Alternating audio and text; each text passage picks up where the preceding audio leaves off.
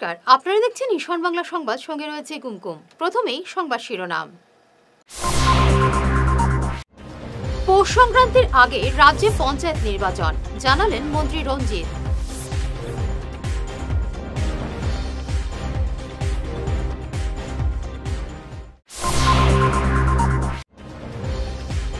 জিরিবামে মণিপুর সীমান্তে স্থল ও নদীপথে কঠোর নজরদারি অসম পুলিশের।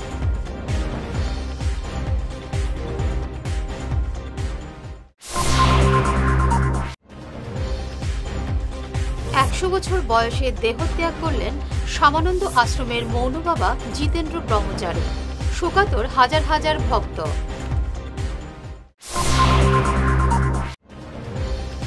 মল খোলা থাকলে সাধারণ দোকানও খোলা থাকতে হবে রবিবার, শ্রম অফিসের দাবি জানালেন ব্যবসায়ীরা।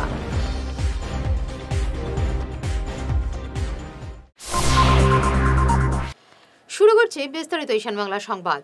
করিমগঞ্জ জেলার নাম এখন থেকে হবে শ্রীভূমি। আজ একথা জানালেন মুখ্যমন্ত্রী হিমন্ত বিশ্ব শর্মা। তিনি বলেন, বাংলা এবং অসমিয়ায় করিমগঞ্জ বলে কোনো শব্দ নেই, তাই এখন থেকে করিমগঞ্জের নতুন নাম হবে শ্রীভূমি। কেবিনেটে আজি আমাৰ কেবিনেটৰ বৈঠকত কৰিমগঞ্জ জিলাৰ নাম আমি শ্ৰীভূমি জিলালৈ শ্ৰীভূমি জিলা বুলি নতুনকৈ নামাঙ্কন কৰিছো। এতিয়াৰ পৰা কৰিমগঞ্জ জিলা শ্ৰীভূমি জিলা হিচাপে নামাঙ্কিত হ'ব। পৌষ সংক্রান্তির আগে রাজ্যে অনুষ্ঠিত হবে পঞ্চায়েত নির্বাচন। আজ এমনই ঘোষণা করেছেন পঞ্চায়েত গ্রামোন্নয়ন মন্ত্রী রঞ্জিত কুমার দাস। মন্ত্রী জানান, 15 ডিসেম্বরে প্রকাশ পাবে ভোটার তালিকা। এরপরই পঞ্চায়েত নির্বাচনের প্রস্তুতি শুরু হবে রাজ্যে। পৌষ সংক্রান্তির আগেই অনুষ্ঠিত হবে নির্বাচন। মণিপুরের ঘটনার পরিপ্রেক্ষিতে কাছাড়ে মণিপুর সীমান্তে কঠোর নিরাপত্তার ব্যবস্থা করা হয়েছে। সীমান্তে মোতায়েন রাখা হয়েছে অসম পুলিশ এবং অসম কমান্ডোর জওয়ান। মণিপুর থেকে অসমে যাতে কেউ অবৈধভাবে প্রবেশ না করতে পারে সেদিকে নজর রাখা হচ্ছে। কাছাড়ের পুলিশ সুপার নোমাল মাহাত্তা অনবরত এই এলাকা পরিদর্শন করছেন। যে কোনো পরিস্থিতি মোকাবেলার জন্য তৈরি রয়েছে পুলিশ। এমনকি নদীপথেও নজরদারি রাখা হচ্ছে। বরাক নদী দিয়ে যাতে কেউ প্রবেশ করতে না পারে সেই উদ্দেশ্যে এই ব্যবস্থাও নেওয়া হয়েছে। পুলিশ সুপার জানান, প্রতিবেশী রাজ্যের অগ্নিগর্ভ পরিস্থিতির প্রভাব যাতে কাছাড়ে না পড়ে সেদিকে পুলিশ সতর্ক দৃষ্টি রাখছে। আমাৰ চুবুৰীয়া ৰাজ্য জিৰিবাম জিলাত যি এক আইন শৃংখলাজনিত পৰিস্থিতিৰ সৃষ্টি হৈ আছে যোৱা কেইবাদিন ধৰি, তাৰ কাৰণে তাৰ পৰা যি তাত হোৱা পৰিস্থিতিৰ বাবে অসমত কাছাৰ জিলাত যাতে কোনো ধৰণৰ অপ্ৰীতিকৰ ঘটনা নঘটে আৰু আইন শৃংখলাজনিত পৰিস্থিতিৰ সৃষ্টি নহয়, তাৰ কাৰণে আমি সষ্টম হৈ আছোঁ। আমি সীমামূৰীয়া সামগ্ৰিকভাৱে যিটো অঞ্চল আছে গোটেই অঞ্চলজুৰি আমি পেট্ৰলিঙৰ ব্যৱস্থা কৰিছোঁ। আমাৰ পুলিচৰ টহলদাৰীৰ ব্যৱস্থা আছে। কামাণ্ডো ফ'ৰ্চেছ বৃহৎ পৰিমাণে নিয়োজিত হৈ আছে আৰু দিনে নিশাই 24 আৱাৰ্ছ আমাৰ আৰক্ষীৰ টহলদাৰী ব্যৱস্থা ইয়াত চলি আছে। তাৰ লগতে জিৰি নদী আৰু বৰাক নদীত আমাৰ যি ৰিভাৰ লাইন পেট্ৰলিং সেইটো ৰেগুলাৰ চলি আছে, যাতে কোনো ধৰণৰ এই সময়ছোৱাৰ গইনালৈ যাতে কোনো দুষ্কৃতিকাৰী বা অপশক্তি অসমলৈ সোমাই আহি যাতে কোনো অশান্তিৰ পৰিস্থিতিৰ সৃষ্টি কৰিব নোৱাৰে আৰু শান্তিপ্ৰিয় স্থানীয় ৰাইজৰ মাজত যাতে অশান্তি বীজ বিয়পাব নোৱাৰে, তাৰ কাৰণে আমি সষ্টম হৈ আছোঁ। আৰু এনেকুৱা কোনো অপশক্তিয়ে যদি আহি আমাৰ ইয়াত শান্তি বিঘ্ন কৰিবৰ কাৰণে চেষ্টা কৰে তাৰ প্ৰতি আমি সচেষ্ট হৈ আছোঁ আৰু কোনো ধৰণৰ এনেকুৱা অপচেষ্টা কৰিলে তেওঁলোকৰ বিৰুদ্ধে কঠোৰতম আইনগত ব্যৱস্থা ল'বৰ কাৰণে আমি তৎপৰ হৈ আছোঁ। অসমৰ মাননীয় মুখ্যমন্ত্ৰী ডাঙৰীয়া আৰু অসমৰ আৰক্ষী সঞ্চালক প্ৰধান ডাঙৰীয়াৰ কাৰা নিৰ্দেশ আছে যে কোনো ধৰণৰ আইন শৃংখলা পৰিস্থিতিৰ সৃষ্টি কৰিবলৈ যি অপশক্তি ইয়াত চেষ্টা কৰিব তেওঁলোকৰ বিৰুদ্ধে কঠোৰতম আইনগত ব্যৱস্থা ল'বৰ কাৰণে আমি বদ্ধপৰিকৰ আৰু তেওঁলোকক কোনো যাতে হাৰি যাব নোৱাৰে তাৰ কাৰণে আমি তৎপৰ হৈ আছোঁ। ১০০ বছর বয়সে দেহত্যাগ করলেন শিলচর শ্যামানন্দ আশ্রমের কর্তা বাবা মৌন বাবা জিতেন্দ্র ব্রহ্মচারী। গতকাল রাতে তিনি শেষ নিঃশ্বাস ত্যাগ করেন আশ্রমেই। তার মৃত্যু সংবাদ শুনেই আজ ভোর থেকে শোকার্ত ভক্তের ভিড় জমতে থাকে আশ্রমে। প্রয়াত কর্তা বাবাকে কেউ কেউ মৌন বাবাও বলতেন।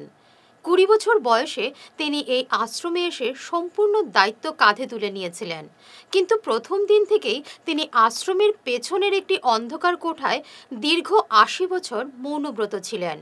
কারো সাথে তিনি দেখাও করতেন না।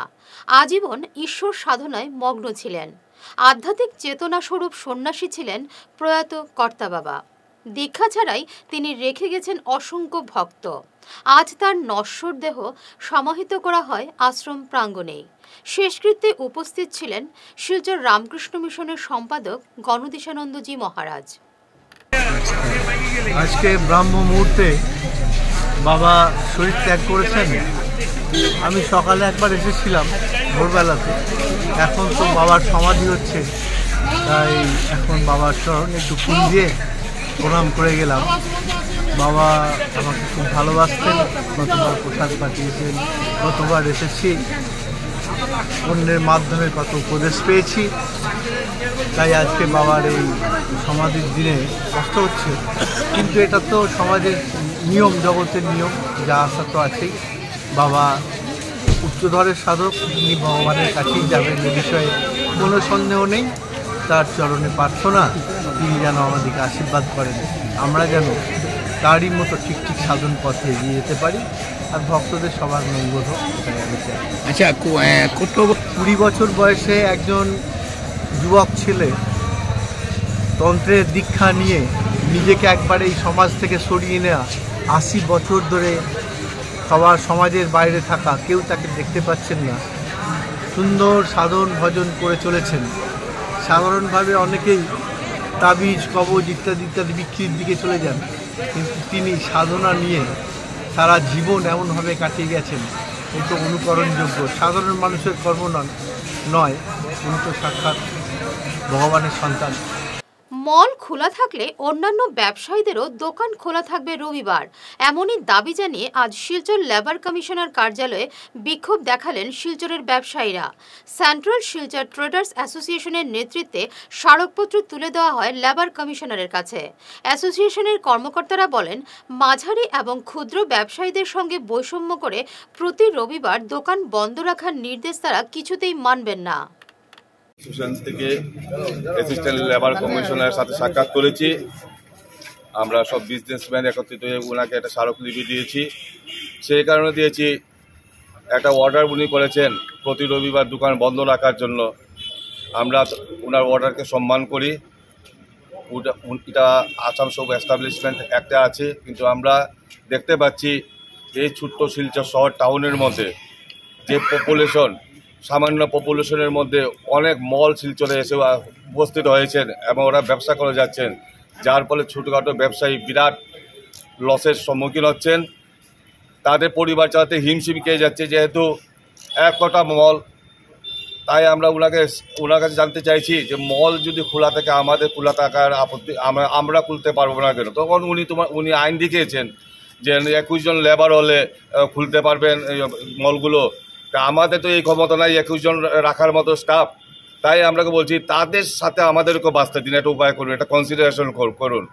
যেহেতু এটা ছোট টাউন একটা, আর 20-25টা মল এসে গেছে এখানের মধ্যে, খুবই কষ্ট হচ্ছে আমাদের পরিবার চালানোর জন্য। তাই আপনি এটা বিবেচনা করুন। এই আইন যেদিকে যায় যাক, কিন্তু একটা বিবেক আছে। আর সরকার যে জায়গায় বলেছে এক দেশে এক আইন, তা আমাদের ব্যবসায়ী ক্ষেত্রে দুটো আইন কেন? তাই আমি কেন্দ্রীয় সরকারের কাছে আপনার তরফ থেকে জানাচ্ছি যে তারা যেন এই সমস্ত বিষয় নিয়ে একটু চিন্তাধারা করেন। ওরা ম্যাক্সিমাম হবে 1000, 2000 বা 3000 মল হবে ইন্ডিয়াতে, আর আমরা আছি প্রায় না হলে 8-10 কোটি মানুষ আছি। মণিপুরের হিংসাত্মক ঘটনার প্রতিবাদে আজ বিক্ষোভ প্রদর্শন করল শিলচর মহিলা কংগ্রেস। এদিন শিলচর ক্ষুদিরাম মূর্তির পাদদেশে হাতে হাতে মোমবাতি নিয়ে মণিপুরের হিংসাত্মক ঘটনার প্রতিবাদে সামিল হন মহিলা কংগ্রেসের কর্মীরা। ব্যবস্থাপনায় এবং আমাদের সকল কংগ্রেস, জাতীয় কংগ্রেসের সকল শাখা সংগঠন, district Congress, NSCY, youth Congress, সবাইকে সাথে নিয়ে, ইয়াং ব্রিগেড সবাইকে সাথে নিয়ে আজকে আমরা এখানে ক্ষুদিরাম মূর্তির পাদদেশে এসেছি। আজকে আমাদের একই অনুরোধ বলুন বা আমাদের দাবি বলুন, বা যাই বলুন আপনারা, আমরা একই অনুরোধ করছি কেন্দ্রীয় সরকারের কাছে কি আরেকবার মণিপুরের দেখবো, একবার ফিরে তাকান। আজ বছর 2 বছর হয়ে গেল মণিপুর জ্বলছে। মণিপুরের আর্তনাদ, শিশুদের আর্তনাদ, মহিলাদের আর্তনাদে মণিপুরে কান দেওয়া যাচ্ছে না। পার্শ্ববর্তী রাজ্য হওয়ার জন্য আমরাও সেই জ্বালা যন্ত্রণা ভোগ করছি এবং আমরা বারবার করে ওনাদের কাছে এটাই বলবো কি একবার মণিপুরের দিকে আপনারা আসুন, একবার তাকান, মণিপুরে আবার সেই শান্তিপ্রিয় পরিবেশটি ফিরিয়ে আনুন। আমরা গৃহমন্ত্রীকে বলছি, আমরা স্বরাষ্ট্রমন্ত্রীকে বলছি, প্রধানমন্ত্রীকে বলছি, ওনারা বিদেশ সফরটি একটু বাদ দেন এবং বিদেশ সফর বাদ দিয়ে নিজের দেশের দিকে ফিরে তাকান। বিদেশের যে যুদ্ধ হচ্ছে তার দিকে ওনাদের সময় আছে দেখার, বিদেশের যে কাণ্ডকলাপ চলছে, বিদেশে ভ্রমণের সময় আছে ওনাদেরকে। নিজের দেশের একটি অঙ্গ, নিজের শরীরের একটি অঙ্গ জ্বলছে, তার দিকে ওনারা তাকাচ্ছেন না।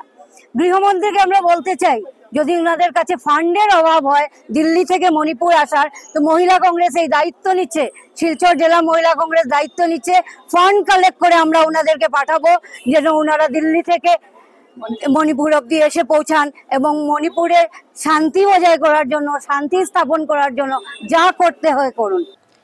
মণিপুরের ঘটনার প্রতিবাদে আজ সুনাইয়ে মৌন মোমবাতি মিছিল করল বিভিন্ন মণিপুরী সংগঠন। এতে সমাজের বুদ্ধিজীবীরা অংশ নেন। মিছিলের পর তারা জানান, মণিপুরে গত 11 তারিখ যারা শহীদ হয়েছিলেন তাদের আত্মার সদ্গতি কামনা করে তারা অনুভূতির কথা জানান শান্তি সিং এবং অন্যান্যরা। তারা অবিলম্বে মণিপুরে শান্তি প্রতিষ্ঠার দাবি জানান। মণিপুরে শান্তি ফিরে আসুক, শান্তির পুনঃপ্রতিষ্ঠার জন্য আমরা আজকে এইখানে বরাক উপত্যকার বিভিন্ন গ্রাম থেকে আসা মা বোন এবং বুদ্ধিজীবীরা সম্মিলিত হয়ে হাতে মোমবাতি জ্বালিয়ে এই যারা 11 নভেম্বরে যাদেরকে অ্যাবডাকশন করে, যাদেরকে নির্মমভাবে প্রহার করে, নিষ্ঠুরভাবে যাদের প্রাণকে কেড়ে নেওয়া হয়েছিল, তাদের আত্মার শান্তির জন্য আমরা এখানে সমবেত হয়েছি। যেভাবে মোমবাতির আলোয় এই জায়গাতে আমরা প্রসারিত হয়েছি, তাদের আত্মাও পরমাত্মার কাছে সেইভাবে প্রসারিত হোক, সেটা আমরা চাই। আমরা বলতে চাই, এই ভারতবর্ষ একটি গণতান্ত্রিক দেশ। যে দেশের মধ্যে যতগুলি রাজ্য রয়েছে, সেই রাজ্য থেকে কি মণিপুর অন্যত্র একটি অঙ্গরাজ্য? যদি মণিপুর ভারতের একটি অঙ্গরাজ্য হয়ে থাকে, এই বিগত 18 মাসে আমাদের ভারত সরকার কেন মণিপুরকে সেই বৈমাতৃসুলভ আচরণ করা হয়েছে, সেইখানে জাতি দাঙ্গায় জর্জরিত করিয়ে কেন উনি এইভাবে আমাদের প্রাণ আহুতিকে ওরা উপভোগ করছে? পক্ষকাল পেরিয়ে গেলেও রাহুল শেখ হত্যাকাণ্ডের মূল অভিযুক্তকে এখনও গ্রেফতার করতে পারেনি পুলিশ। এ নিয়ে হতাশ হয়ে পড়েছেন রাহুলের বাবা।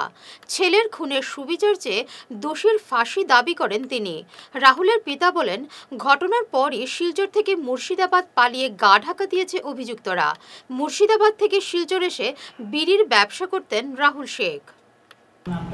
আমার নাম হচ্ছে আব্দুল হালিম।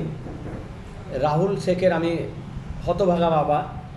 আমার ছেলে গত 4 তারিখে নিখোঁজ হয়। জিরিঘাট থেকে আসার পথে জুজাং পাহাড়ে আমি 3 দিন খোঁজার পরে, প্রথম দিন আমরা খোঁজার পরে 5 তারিখে আমরা সকালে জুজাং পাহাড়ে বাইক পাই, তার এক্সেল 100 এবং তার একটা বিড়ির বস্তা পাই এবং তার চটি পাই। ওই পরিপ্রেক্ষিতে আমি লক্ষ্মীপুর থানাকে আমি কল করি। লক্ষ্মীপুর থানার অফিসাররা সে মালগুলা রিসিভ করেন। রিসিভ করার পরে আমি আমার ছেলের খুঁজান্ত শুরু করি। এই খুঁজান্তটা হয়তো প্রশাসনের ছিল, কিন্তু তারা কেন খুঁজেনি বা খুঁজতে পারেনি বা খুঁজেনি এটা আমার জানা নাই। হ্যাঁ, তো আমি গনিয়ালা, জিরিঘাট, জিরিবম এবং এই আসামের মোটামুটি 40 জন 50 জন করে লোক খুঁজিয়ে 3 দিন পরে আমি আমার ছেলেকে পুঁতা লাশ পেয়েছিলাম। মানে মাটির তল থেকে মাটিতে দাফন করে দিয়েছিল। ওপরওয়ালা সৃষ্টিকর্তার একটা হিসাবে তার পরের দিনকে আমার ছেলেকে যে সোমবার পুঁতেছিল, মঙ্গলবার রাত্রেবেলায় বৃষ্টি হয়েছিল। এই বৃষ্টির কারণে আমার ছেলের এখান থেকে এখানে হাতটা এখান থেকে এখানে উঠা ছিল। এবারে নিচ্ছি সামান্য একটি বিরতি, সঙ্গে থাকুন।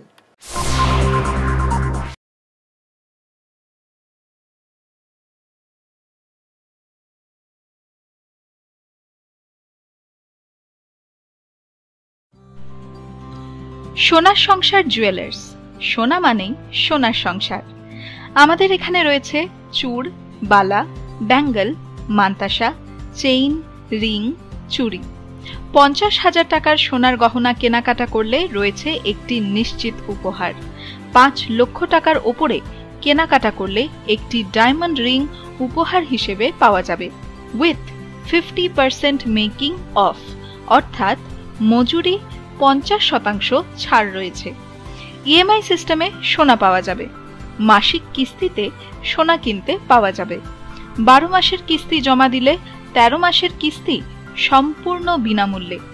পুরনো সোনার বদলে নতুন সোনার গহনা পাওয়া যাবে।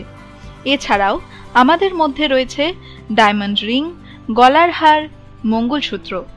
ন্যূনতম 50,000 টাকার বিয়ের সেট পাওয়া যায়। সব ধরনের আধুনিক গহনা পাওয়া যায়। তাই আর দেরি না করে চলে আসুন আমাদের সোনা সংসার জুয়েলার্স শোরুমে। আমাদের ঠিকানা NN দত্ত রোড, শিলচর 1। যোগাযোগের জন্য ল্যান্ডলাইন নাম্বার 03842260081, আমাদের মোবাইল নম্বর 9395163088 অথবা 9395178117। ফিরে এলাম বিরতির পর। কাঠিগড়া মডেল MG হাসপাতালের ডেপুটি সুপ্রিনটেন্ডেন্ট ডক্টর মঞ্জুরুল হককে নিয়ে কটূক্তি করায় কাঠিগড়ার বিধায়কের প্রতিনিধি এমাদুর রহমান চৌধুরীকে আটক করল পুলিশ। সামাজিক মাধ্যমে কটূক্তি করার দায়ে আজ বিকেল 5টার সময় এমাদুরকে তার বাড়ি থেকে থানায় এনে আটক করা হয়। তাকে জিজ্ঞাসাবাদ চলছে। রাসলীলা উপলক্ষে পাতারখান্দির মন্ত্রীগ্রামের শ্রী শ্রী জগন্নাথ মহাপ্রভু মন্দিরে রাজ্য সরকারের 25,000 টাকার অনুদানের চেক তুলে দেওয়া হলো আজ। মন্দির পরিচালন কমিটির হাতে এই অনুদানের চেক তুলে দেন বিধায়ক কৃষ্ণেন্দুর প্রতিনিধি বিষ্ণু শর্মা। এই উপলক্ষে এক সভায় বক্তব্য রাখেন বিষ্ণু শর্মা। আজি আমি আছো শ্রী শ্রী জগন্নাথ মহাপ্রভু মন্দির মন্ত্রীগ্রাম। আজি আমি আহিছো আমার মাননীয় মুখ্যমন্ত্রী ডক্টর হেমন্ত বিশ্ব শর্মা ডাঙরিয়া আৰু আমার বিধায়ক কর্মবীর শ্রী কৃষ্ণেন্দু পাল ডাঙরিয়া তেখেতৰ দিয়া অনুদান এই মন্দিৰত পূৰ্ণিমা ৰাজ উপলক্ষত দিয়া এটা অনুদান আমি কমিটিৰ হাতত দিবৰ কাৰণে কমিটিৰ হাতত তুলি দিবৰ কাৰণে আমি আহিছো। লগত আছে আমাৰ এই মণ্ডপৰ পৰিচালনা কমিটি আৰু লোকেল ৰাইজ। আমি এই সভাৰ মাধ্যমত আজি আমাৰ মুখ্যমন্ত্ৰী ডক্টৰ হেমন্ত বিশ্ব শৰ্মা ডাঙৰীয়া আৰু বিধায়ক কর্মবীর শ্রী কৃষ্ণেন্দু পাল ডাঙরিয়াকে আমি অশেষ ধন্যবাদ জানাও। অসম সরকারের শিক্ষা, সেচ এবং কৃষি বিভাগের কর্মচারীদের জন্য আজ শিলচর NIT-তে এক কর্মশালার আয়োজন করা হলো।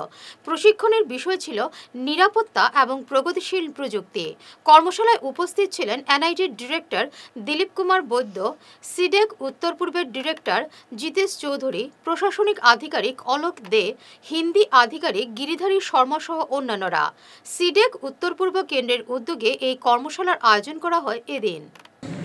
आप सभी को नमस्कार। मैं जितेश चौधरी, सीडेक सेंटर इन नॉर्थ ईस्ट का डायरेक्टर सेंटर हेड। मेरे साथ है हमारे एडमिन ऑफिसर श्री आलोक जी। यह जो प्रोजेक्ट है ये government of India ministry of electronics and IT का प्रोजेक्ट है। इस प्रोजेक्ट के अंडर हमारा टारगेट है 6,000 से ज़्यादा लोगों को जो गवर्नमेंट सेक्टर में काम करते हैं और पुलिस के क्षेत्र में काम करते हैं उनको IT और इमर्जिंग टेक्नोलॉजीज़ का ज्ञान देना, जिससे कि वो अपनी रोज़मर्रा की ज़िंदगी में जिस तरीके से टेक्नोलॉजी का यूज़ हो रहा है उसको वो जान सके, समझ सके और अच्छे से काम कर सके। इसके तहत आज हम एक बड़े लेवल पे एक प्रोग्राम करने जा रहे हैं जिसमें कि करीबन 120 लोग आसाम सरकार के अधिकारी लोग आ रहे हैं और इसके मुख्य अतिथि हमारे श्री माननीय डीसी कछार जो हैं मृदुल यादव जी हैं, और साथ ही में हमारे NIT सिलचर के जो डायरेक्टर हैं प्रोफेसर वैद्या, वो इसके मुख्य अतिथि और विशेष अतिथि हैं। तो इस तरीके से ये पूरा प्रोग्राम इस कछार क्षेत्र के लिए एक बहुत ही मील का पत्थर साबित होगा, क्योंकि हमने कोशिश की है कि जितने भी सरकारी अधिकारी और पुलिस अधिकारी हैं उन सभी को हम आज जो नई टेक्नोलॉजीज़ आ रही हैं उनका ज्ञान दे सके। इस पूरे प्रोजेक्ट के दौरान 3 प्रकार के प्रोग्राम किए जाएंगे। एक होगा जो 1 दिवसीय शिविर है जो आज हम कर रहे हैं, इसके अलावा हम एक 20 घंटे का शिविर करेंगे और एक 40 घंटे का शिविर करेंगे। একের পর এক হামলা, শারীরিক এবং মানসিক নির্যাতনের অভিযোগে পরপর 5টি মামলা দায়ের করার পরও সুনাই থানায় কোনো বিচার পাননি। এমনই অভিযোগে পুলিশ সুপারের দ্বারস্থ হলেন ভুক্তভোগী আশাকর্মী হাজিরা বেগম বরভুইয়া। আজ পুলিশ সুপার নোমাল মাহাত্তার সঙ্গে দেখা করে স্মারকপত্র তুলে দিয়ে বিচার চাইলেন হাজিরা বেগম। আজকে আমার বাড়ির কিছুটা সমস্যা নিয়ে আমি মাননীয় এসপি মহোদয় নিকট একটা মেমোরেন্ডাম দিয়ে আমরা আইছি যে আমার বাড়িতে একটা গন্ডগোল চলে কয়েক বছর থেকে বা গত বছর থেকে বেশি এটা চলে, হামলাটা চলে। তো এই হামলাটার পর যেদিন তারা হামলা করছে আমি সোনাই থানাত নিয়ে FIR দাখিল করছি। FIR দাখিল করছি ফার্স্টটা FIR দাখিল করি আসছি। এখন পর্যন্ত কোনো FIR এর কোনো কিছু ব্যবস্থা তারা নিচ্ছে না, বা একটাতে তারা ফিল্ডও হয়েছে না যে আমার বাড়িগুলো যে আমার বিক্ষোভকর মানুষের যে বাঙ্গারুঙ্গা করছে, বেড়াগুড়া ভাঙছে, আমার বাড়িতে হামলা চালাইছে, আমার বাচ্চার উপরে হামলা চালাইছে। সোনাই থানাত FIR দেওয়ার পরে একজন অফিসারও আইয়া কোনো ধরনের সহায়তা আমার পাইছি না, বা আমার FIR গুলো তারা অ্যাকসেপ্টও করছে না, এগুলো কোনো রেজিস্ট্রেশন হয়েছে না। যদি তারা এগুলো করতো তখন তো ফিল্ড আইল। আজকে এটা আমি অপেক্ষা করিয়া লাস্ট আমার হামলাটা হয়েছে 16/10/2024। সেই দিন আমার ডিউটির দিন আসলো। এই ডিউটির দিন থাকা অবস্থায় তারা এটা মানছে না, এই হামলাটা চালাইছে। কে করছে? আমার প্রতিবেশী একদল দুষ্কৃতী লোক আছে যে আমার বাড়িঘর ভাঙিয়া তারা রাস্তাটা বানাইতো, গাড়ি ঘোড়া চালা, বেড়াগুড়া সম্পূর্ণ ভাঙিয়া একদম সম্পূর্ণ বাড়ি একদম খোলা করে দিচ্ছে। এটা 30-40 জনের একটা দলে গেলাম, সম্পূর্ণ বাড়ির মানুষ। এগুলো নাম হইল আহাদ আহমেদ লস্কর, সাজ্জাদ আহমেদ লস্কর, আমিরুল হুজাত লস্কর, নিজামুদ্দিন লস্কর, কবির আলী লস্কর, মন্তসির আলী লস্কর, খলিল আহমেদ লস্কর, শাহানুর আলম লস্কর, দুলাল, আরও তারা অন্যান্য যা মহিলা যারা আছে এরাও আইয়া ফিল্ড আইয়া হামলাটা চালাইছে। হাইলাকান্দি এসএস কলেজের ছাত্র সংসদ নির্বাচনে সবকটি আসনে জয়ী হওয়ার পর NSUIর বিজয় মিছিলে পাথর ছুঁড়েছে ABVP। এমনই অভিযোগ করলেন জেলা কংগ্রেসের সাংগঠনিক সাধারণ সম্পাদক মনোজ মোহন দেব। এদিকে বিজেপিকেও বেঁধে তিনি বলেন, গেরুয়া দল হাইলাকান্দিতে প্রশাসনকে কাজে লাগিয়ে দাদাগিরি করছে।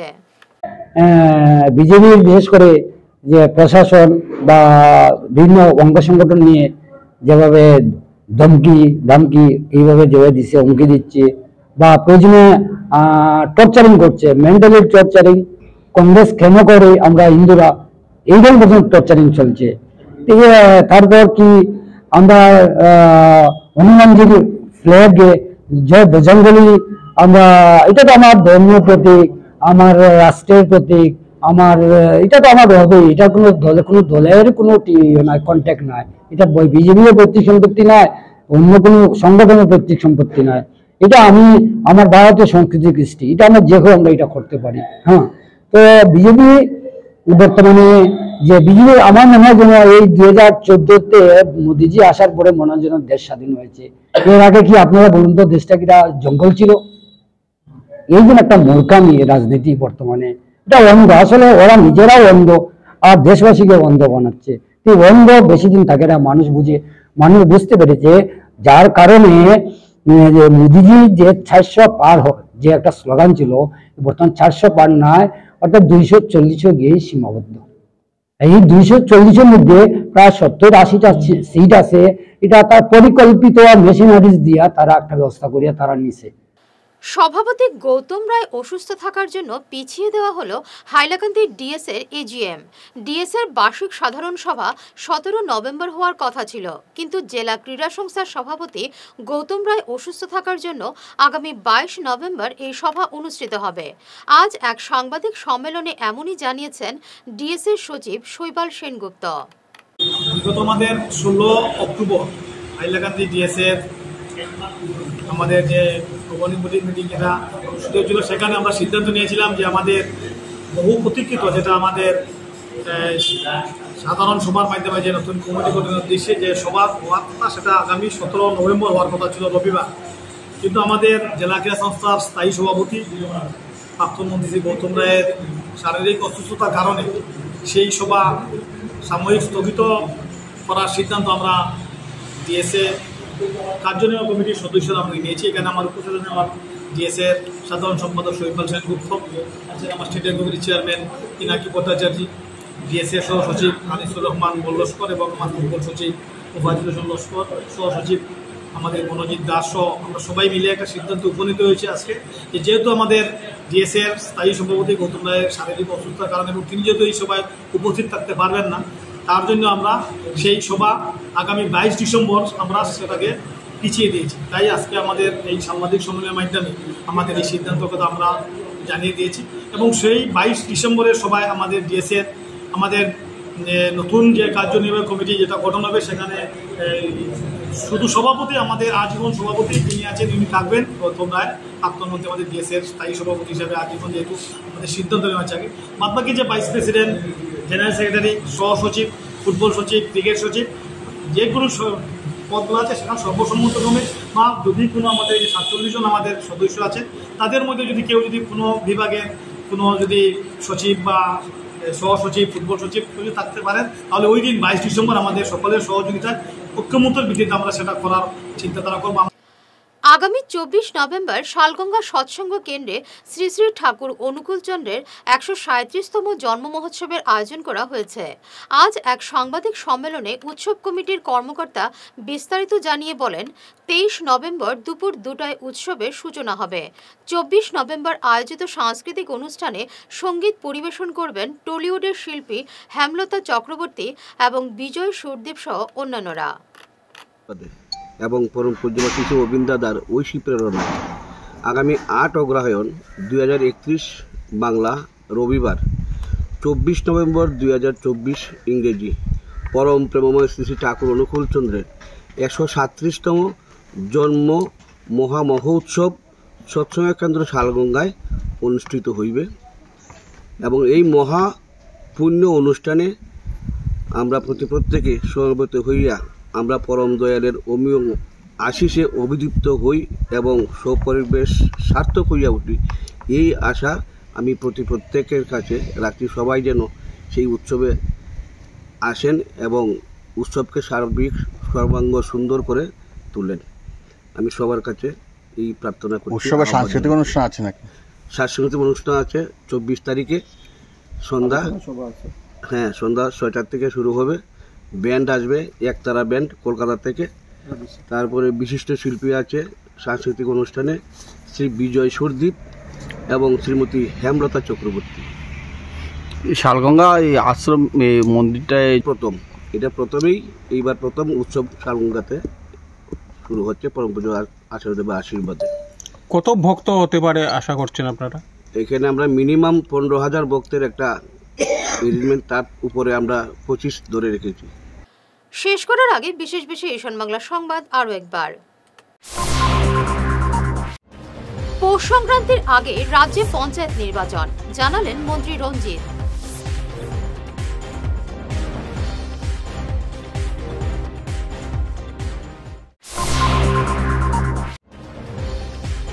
জিরিবামে মণিপুর সীমান্তে স্থল ও নদীপথে কঠোর নজরদারি অসম পুলিশের।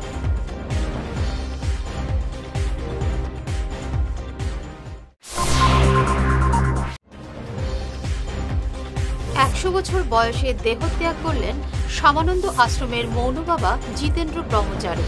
শোকাতুর হাজার হাজার ভক্ত।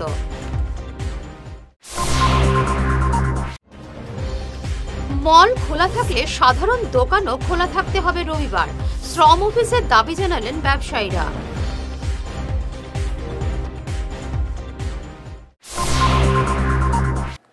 এখনকার মতো ঈশান বাংলা সংবাদ এ পর্যন্তই। নমস্কার।